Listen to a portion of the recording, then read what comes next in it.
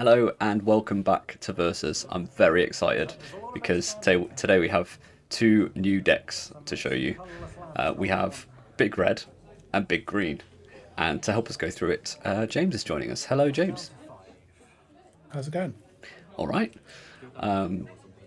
This is, I think, is it a new build from Ed? Yes, this is Ed's first time playing Big Red, Okay, I think. nice. And then Owen is playing this deck for the first time because he's borrowing your deck, right? So Yes, yeah. you can go through what Big Red's doing. Yeah, it's got some spice in it from weirdness, but it's not too different from the typical Big Red that you see. It's trying to do some kind of cheaty, unfair, taxy, unreasonable things.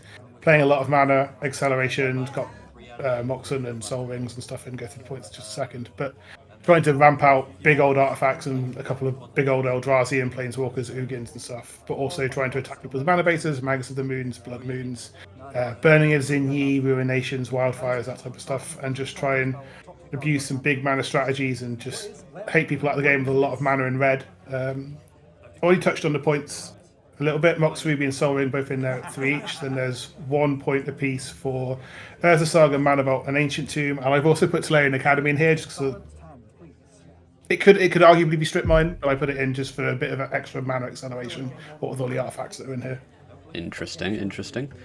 Okay, and then Ed on Big Green, and Big Green's doing what Green does well, which is ramp into big green dumb things. So top end, instead of Chandras, weirdly we don't have Chandras in this one. We've got Ulamogs, Emeralds. So we're ramping. We're going beyond what you're ramping to, I suppose. I In think Big there Red. is an Emrakul the Aeon's Torn right in this deck. Yes, there Um, absolutely is. Yep. So we'll just spend all the mana. So it's just Dorks, Rocks, slam a big fatty, and ride it to victory. Hopefully, I think it's Green's generally a little bit more in all in on just smacking hard with something big than doing funky stuff like you are. Having said that, we are just gonna tutor for a 1-drop on turn one. yeah, that is just pretty solid start there. Got mock start for so getting extra points already, and Yes. just going to hopefully have. Speaking Go of on, mate. points, I didn't actually tell us what the points are. So we've got the Mox Emerald, which we see. We've got Urza Saga, Soul Ring, Mana Vault, Natural Order, and Strip Mine. It is Sorry. remarkably close to Big Red. So, like I said, my academy could be strip mine. Soul Ring, Saga, and the Moxen are in there. Mana Vault's in there. Okay. Um, Jay's just gone for Natural Order. I've gone for Ancient Tomb. Jay, Ed. Ed. Yep. Sorry. That's not the right person at all. It did look like a bit of a heavy mole start as well. It For was. I believe it might have even been down as far as 4. so that is rough. But one of the nice things about this deck, and both of these decks actually, is they're trying to do a very specific thing. So they're not combo decks, but they're decks that can mulligan well to things that just do the thing they want to do efficiently. 4 is tough. 4 is a low number, but 5 and 6 isn't quite as bad as it can be. Big Red could just end up with, Land Mox, Soul Ring, Wheel of Fortune, and nothing else matters. Yep. So that type of draw, whereas Green could just end up with, Land, Mana Dork, Natural Order. I love how Owen's actually just thrown that Flame Slash across the table. Almost certainly accidental, but we do have mock starts from both players here Yep. into another broken artifact. Yes, Devastation Divining Top is a powerful piece of cardboard. Not really abusing it in any way in this deck. It's just an extra bit of value to try and kind of help smooth out some draw steps and cheap bits in, help the academy tap for more mana. It's an interesting challenge from Big Red about how much of the small cards go into enabling the big cards in terms of helping you draw and helping you ramp, and how many of the small cards are things like Flame Flash that we've seen there, Lightning Bolts, that type of card. It's weird, isn't it? Because I mean, both decks will be very much like this, where your deck is split in half between your ramp cards and the things you're ramping to, and so you just need to make sure you find both parts of that puzzle. Yeah, I often say that, at least with Big Red, when you win, it feels like the deck's unbeatable, and when you lose, it feels like the deck's unwinnable. Okay. It's one of those where you do each one quite hard either way. And this is a slow start from Big Red. No, apart from the Mox, not any super fast acceleration. Treasure Map, I assume, is what he's gonna. Yeah, I would also go treasure map over top here just because of the ever-growing value you get for the map. But it's not a super fast start from Big Red. Whereas even with the Mulligan, there's been a Mox, a Manadork, and now a Grim Monolith for Ed. So there's a lot of potential mana here. It just depends on how well the top of his deck treats him. Big thinking point here, though. I think it's worth noting that this is Owen's first time playing the deck as well, and doesn't know the list because it's not actually his deck. So there's quite a lot of just thinking, what am I trying to do here through these games? Yeah, what do I want? How do I want to play it off? Like, I think he obviously had a bit of a look through the deck before to try and get an idea for it and about what hands you want. But it's a hard one. Do you keep the I've got 3 lands, a Soul Ring, and 2 Talismans in my opening hand, and just hope something gets there, or do you accept that this has got 3 lands and a Lightning Bolt, and it's all still kind of fine? There's tension between how you want to play the game, especially if you don't know what Ed's against, which is probably true regardless, because Ed does have a few decks that he usually plays, but this green one is also completely new. So yeah. Yeah, if I were facing up against Ed right now, I wouldn't have a clue what was going on. No. And I think Ed said similar things about across the other side of the table. This might even be the first time Ed and Owen have played. No reason for Ed to suspect that Owen's borrowing one of my decks, because I normally only bring one deck with me. So right, yeah.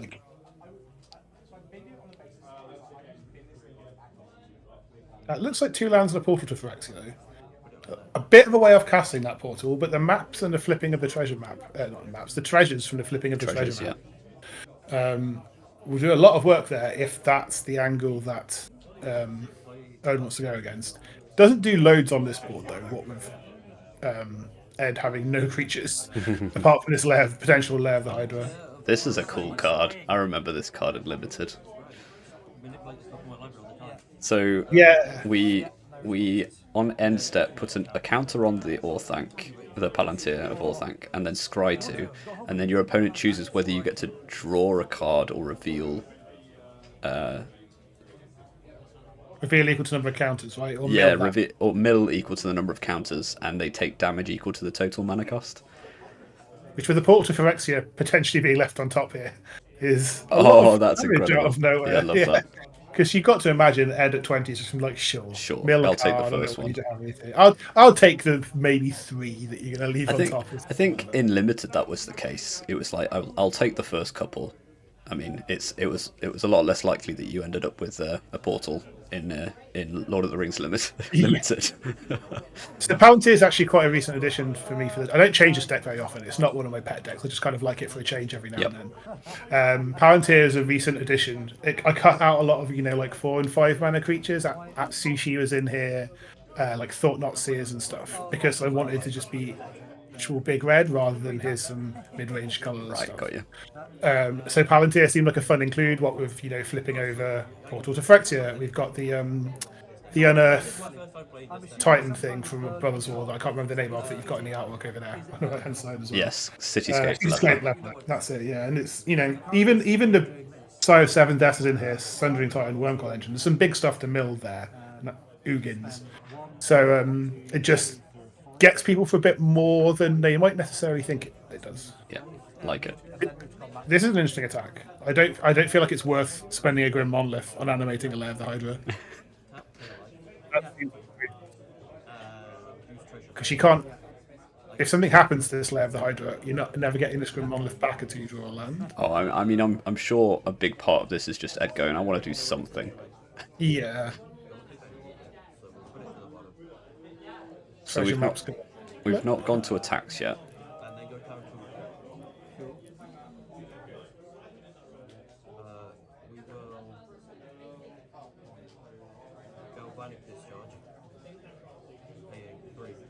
Okay, so he's using one of the treasures. And using another treasure to get rid of the layer. Okay.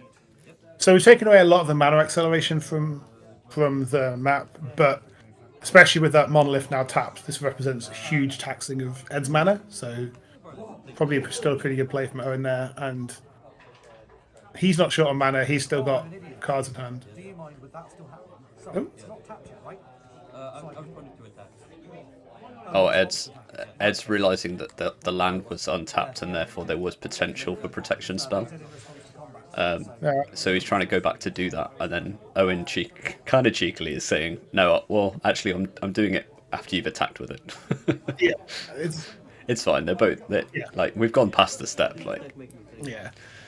Quite a powerful hand here from Ed as well. Ed from Owen. I'm bad with names today. There's a One Ring and an Oxylogodus in hand, which is pretty powerful. it looks like the Ox is going to be pitching the ring as well. That's that. I can't, in all good honesty, support that play. The One Ring draws so many cards. So Owen's just made a comment though that the One Ring is the way that Ed potentially gets back into this because it just could kill Owen. I think it kills him so slowly that I'd probably still have just played it. But I can also see the point of, look, I just want to get a creature down and kill you to death, considering you're on 11.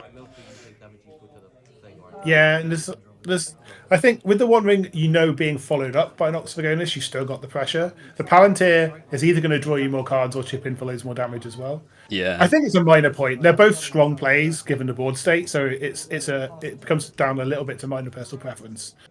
But I find it hard. You just can't say no to cards. No. That's a personal issue. I'm working on it with my therapist, but it's not gone anywhere. Oh, imagine sitting in that chair and your therapist just being like, "What are you talking about? What is wrong with you, weirdo?" If a therapist says to you, "What's wrong with you?" You're probably in the wrong therapy room. Oh dear. Yeah, so this is the slightly awkward thing about the deck. You can see this Ox basically just recalled and it drew 3 mana sources because there's just quite a lot more mana sources. Coercive Portal's a really powerful card though. I really like this one. This is maybe a little bit old-fashioned in 2025 because it's basically a colorless Phyrexian Arena is how it ends up being, just with some extra artifacts in G. But I really like Coercive Portal. I just think it's a cool callback to older style of play. So you're drawing a card every turn basically. Unless you need to wipe the board. Yeah, but it's pretty hard to wipe the board because when you want to wipe the board, they don't, and both players have to agree to wipe the board. Right. Okay, so it's just 4 mana, draw a card on your upkeep. Usually, yes. Okay. There's very strange situations where both you and your opponent think every non-land permanent needs to be destroyed. Yeah. and if that is the case that you're agreeing, one of you's wrong. Yes. But it's always the funny bit when you just even though when you want to board wipe, you might as well always say Carnage. You never know; they might agree with you. No reason not to. They might misclick or misspeak. I suppose it is in real life. Misclick in real life. Yeah, so that's likely to happen in real life than it is when you're playing on TGO or something like that. Yeah, it's like you've said the wrong word. Oh no, I meant the other one. No, no, they're all gone. I said resolved, and I meant to say counter it. Damn it! Oh dear.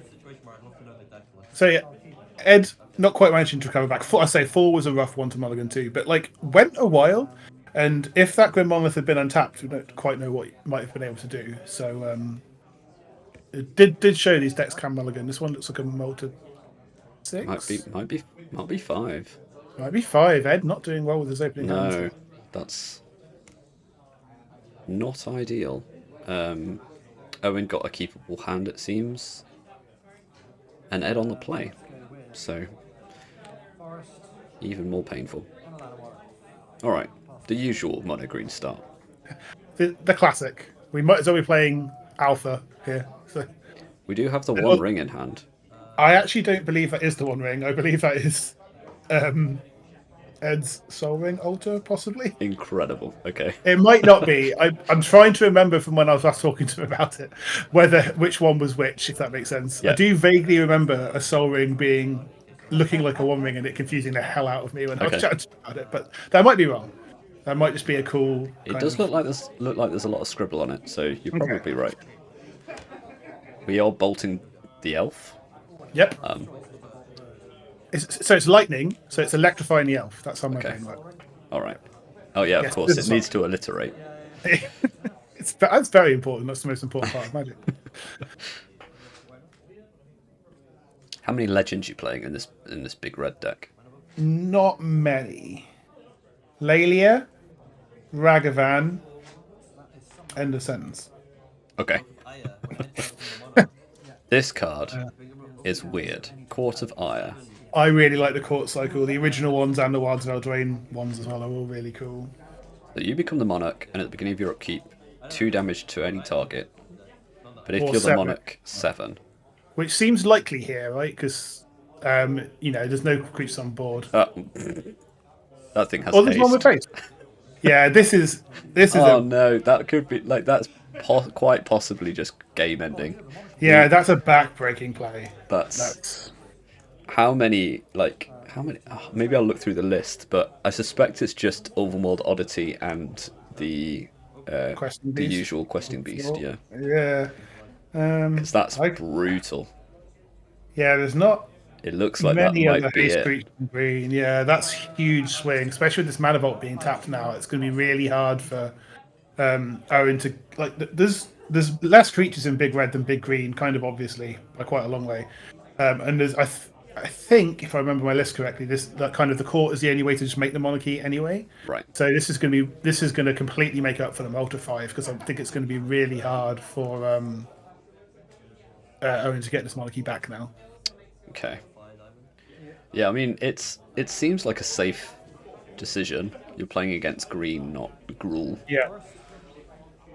Yeah, it's just unfortunate how it's worked out for him. I can't quite see his hand, but I don't hate slamming a turn 2 Court of Ire at all onto an open board. Like we said, there's only a couple of haste threats in the deck. It's just unfortunate that that's what Ed had access to on a multi 5 from Owen's point of view.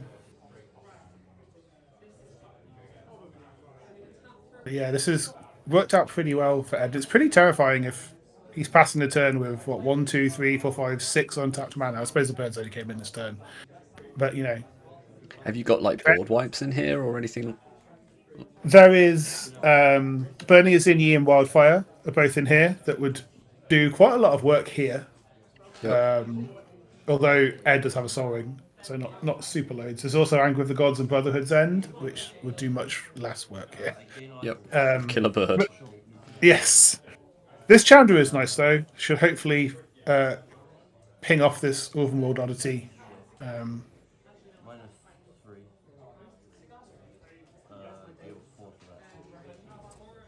I've actually just yuck.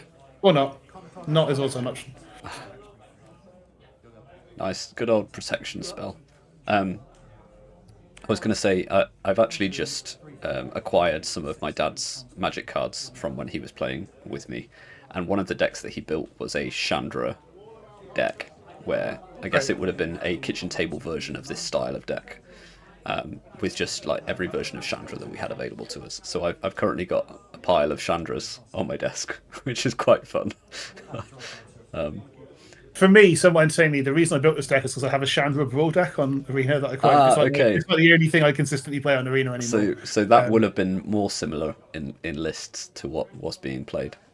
Probably, yes. That was much more about trying to cast Chandra on turn 3 and then doing absurd things with them. I love the mana uptick from Chandra. I think that's that's a really undervalued ability on her. And that's why this card in particular fits really well in Big Red, because it is a slow removal spell, but it does also help. It looks like a One Ring being cast here, potentially. It helps cast that type of spell. Mm-hmm. But there's been real slow land development, which does happen sometimes with Big Red, because so much mana is in all these artifacts. There's a big Chandra in hand. Yeah. Awakened Inferno, is it? Yeah, and that is a really good card, but not when someone's flipped an Overworld Oddity. That flipped Overworld Oddity is just so big. The One Ring can't really do anything. No, Red can't deal with it. And, down on 1 life, this One Ring is basically a 4-mana sorcery speed fog.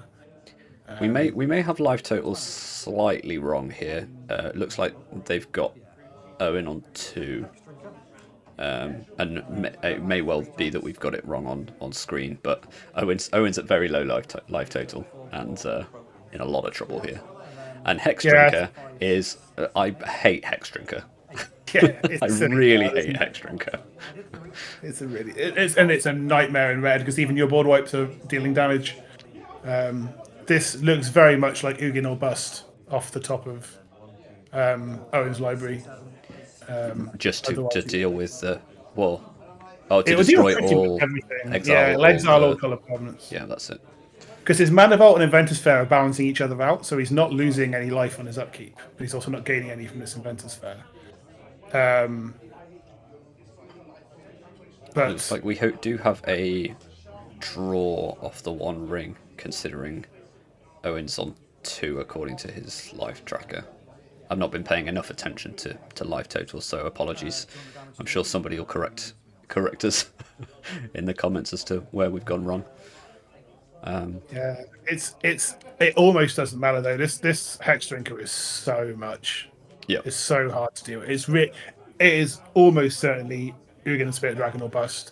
It is not in his hand, unless it is the top card off of this One Ring.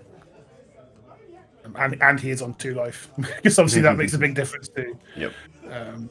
Although I suppose if he's on 1, he could spend, and he did then draw Ugin. He could cast the Ugin, wipe everything that's coloured, untap the Mana Vault in his next upkeep, gain 1 from Inventor's Fair, and lose 1 to the One Ring. That is not the right Ugin. It's Anu. That is that is the Ugin that targets, unfortunately, and cannot target this teeny tiny snake, which is actually now. Oh, so close and yet so far away. Yeah, had just one word different.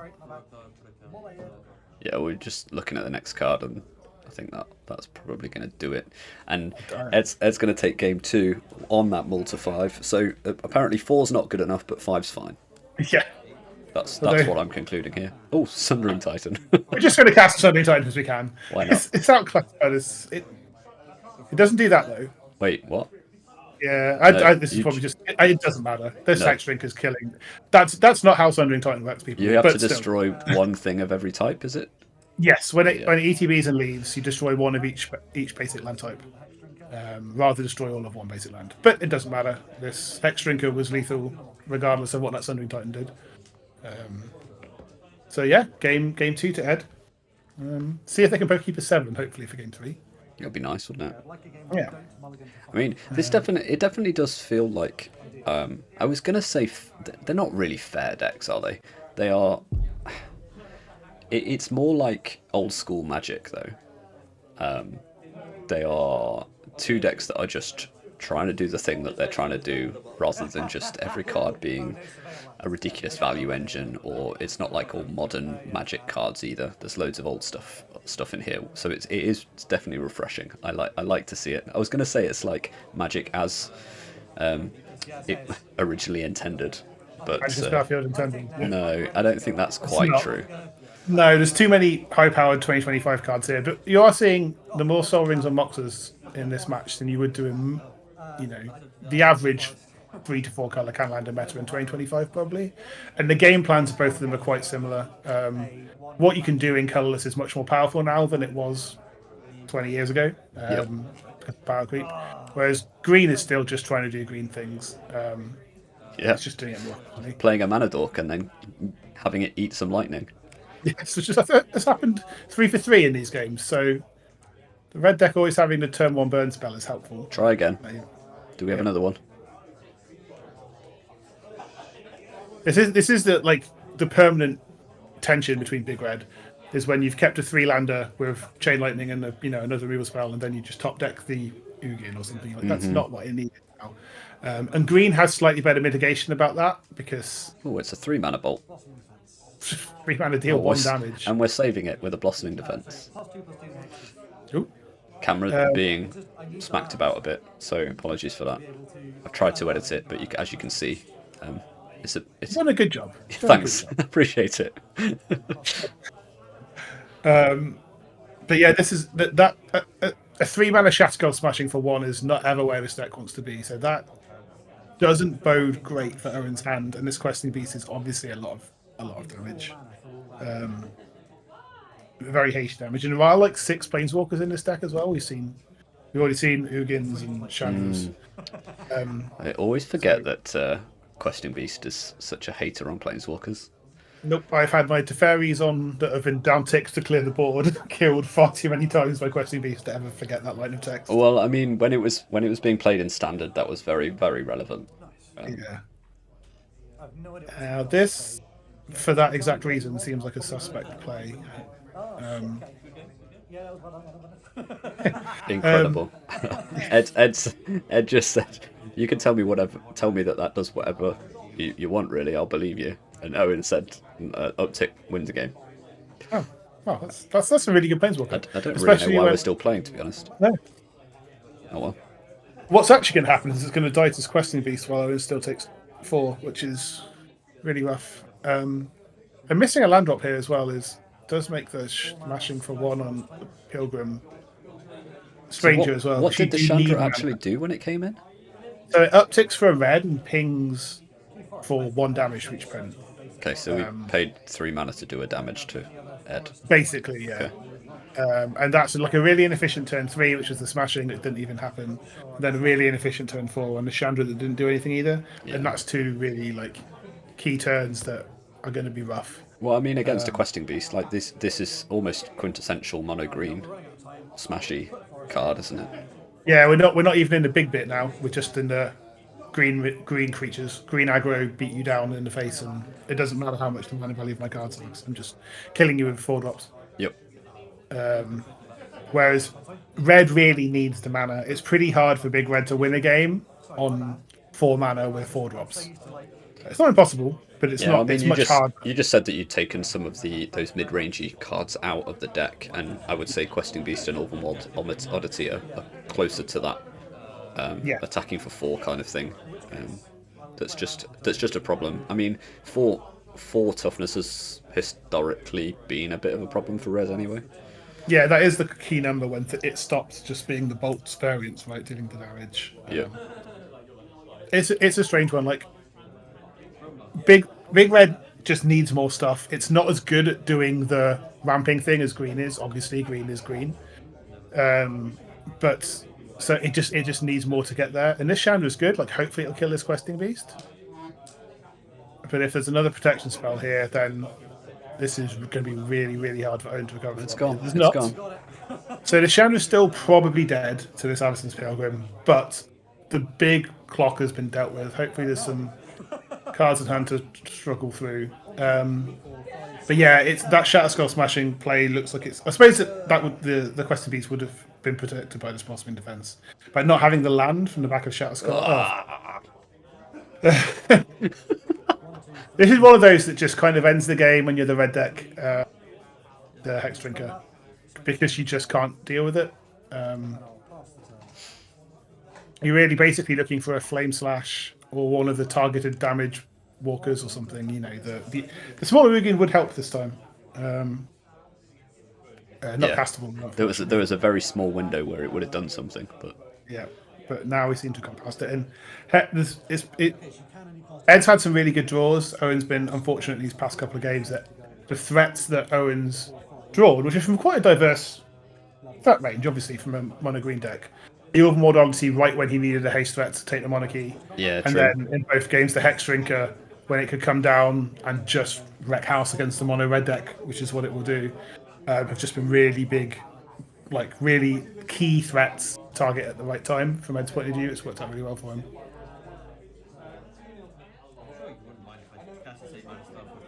Oh, there's a Cityscape level. The leveler's here, and Owen's just asking whether he's allowed to cast it for free. That would be nice and all. But, Pretty sure that's against the rules. yeah. Unless you're cascading into it somehow. I'm not quite sure how you're doing that. But, Right, and that will do it. So Ed takes the win. yeah, just drew the right cards and did have with the more traditional game plan that Big Red can't quite kind of line up with unless it gets to good starts. Or, cuts off mana sources with wildfires and stuff. So good stuff from Ed's point of view. Yeah, lovely. Thanks for joining us as usual. It's been a pleasure, and we'll catch you next time.